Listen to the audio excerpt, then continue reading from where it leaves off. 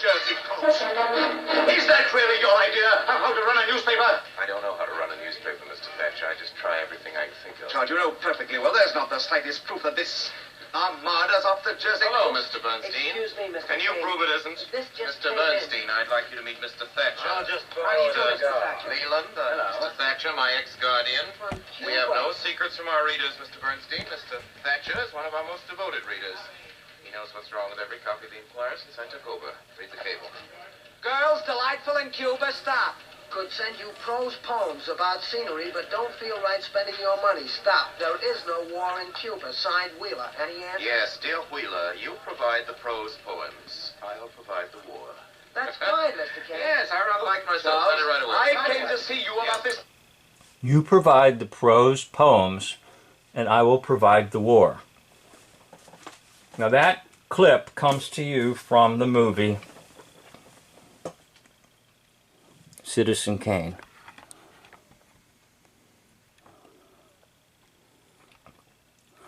Now some say Citizen Kane is one of the greatest movies of all time. That might be debated and questioned.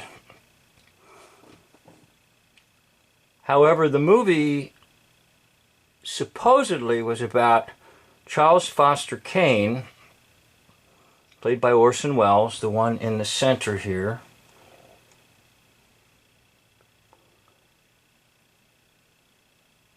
who parallels the life of William Randolph Hearst, the so-called newspaper conglomerate.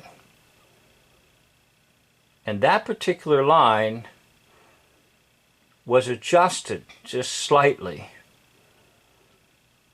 And we're going to go to another DVD in this box set that I bought that I just showed you there about Citizen Kane. And it comes from the program The American Experience. So let me go ahead and get that started for you.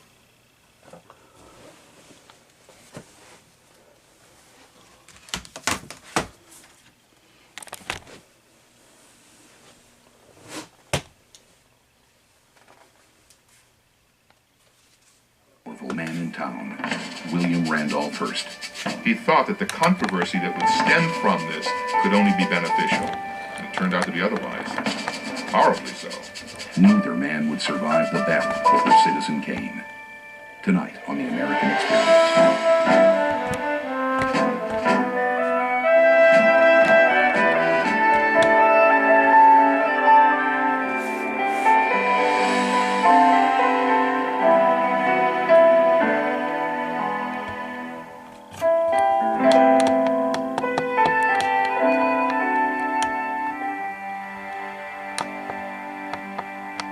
Major funding for The American Experience is provided by the Alfred P. Sloan Foundation to enhance public understanding of the role of technology. The foundation also supports the Sloan Technology Series, a collection of books chronicling the major technologies of the 20th century. I'm not the best at creating by the videos, Corporation for Public Broadcasting. but I hope you appreciate my content. And the annual financial support of viewers like you. And by Scott's Lawn Care Products. With Scott's Turf Builder, anyone can turn their own little piece of America into a place to be cherished. Season after season after season.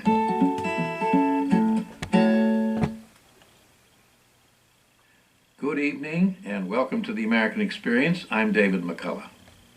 Our film tonight is about two colossal Americans on a collision course.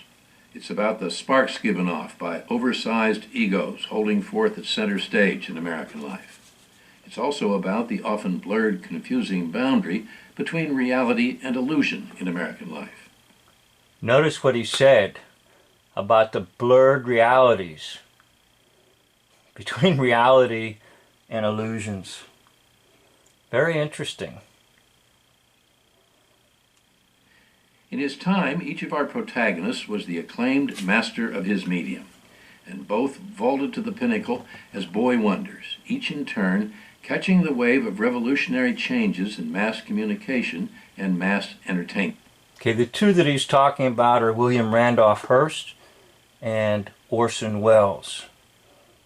Now let me give you my thoughts on Hearst. I did a video to show that Hearst and President McKinley are the same actor. President McKinley appears to be a little bit older than Hearst, but that can easily be done by makeup. So when the actor who played Hearst was younger, they just made him to look older. And then they took off the older type makeup, and hence you had William Randolph Hearst. So they were one and the same. Now what was happening was this. The controllers began to realize that media was becoming mass media. And to have independent newspapers was a threat to programming the population. So the controllers began to buy up all the newspapers little by little. And they used the character of William Randolph Hearst to accomplish this. In essence, it was the government. Everything about Hearst is just nonsense. It's the government who eventually got control of all media. And incidentally, as I'm speaking, that is absolutely true. Now, the government may not own all media, but it absolutely controls all media. And if you don't believe that, you can go to what's called the Smith-Mont Modernization Act, found in NDAA 2013, Section 1078, that tells you every form of media is under the control of a board that has been appointed by the President of the United States of America, which means nothing slips by in any form of media unless it comes through government censors. In other words, everything, and when I say everything, I mean everything, print and screen, is propaganda. So McCullough is telling you the blur between illusion and reality, and the two greats of William Randolph Hearst and then Orson Welles. Well, let me talk a little bit about Orson Welles. Orson Welles is part of the Kabbalah system. So when he attempts to do a film called Citizen Kane and expose the millionaire William Randolph Hearst, it's nonsense also. Because William Randolph Hearst was fictitious. It was just basically the government buying up all the newspapers so that mass media could become mass control. And it's right about this time that a lot of the great books were put out about the control of media and its great power for persuasion and propaganda. So, in essence, all the newspapers under the control of William Randolph Hearst were just basically the controllers or the government or the elitists, whatever term you have for them.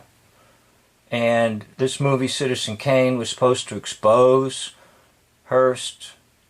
It was just sort of a double propaganda piece. In other words, expose somebody who's really fictitious in the start. Now, Orson Welles will later don a German uniform, and he will play none other than Hermann Göring of the Luftwaffe of World War II. And if you don't believe that, you just take a look at the size of Göring and then take a look at the size of Orson Welles. Orson Welles, his body size will grow enormously right after the making of Citizen Kane. And so by the time they want to shoot propaganda film, Second World War, he's rather huge. And it is all very, very strange that in the German military, you have someone so huge like Goring. Well, anyhow, let's get back to David McCullough.